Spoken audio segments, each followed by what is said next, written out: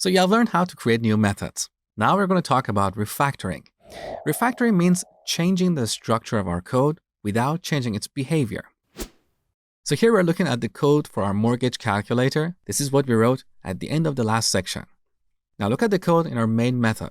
Our main method starts on line 8 and ends on line 52.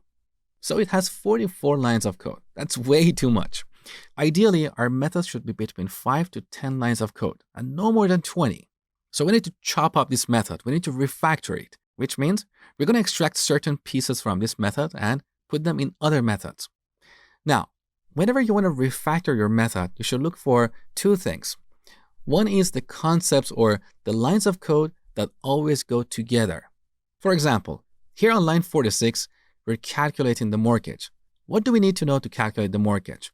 We need to know the principal, the monthly interest, and the number of payments. Now, monthly interest can be calculated from the annual interest. And we calculated that over here. So these lines, even though they're currently very far apart, conceptually they're very relevant or very close to each other.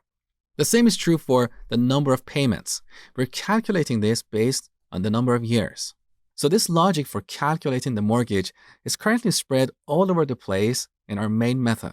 You want to bring these lines together and put them in a separate method for calculating the mortgage. Now, in the future, if we write another program, and in that program we need to calculate the mortgage, we can simply reuse that method, okay?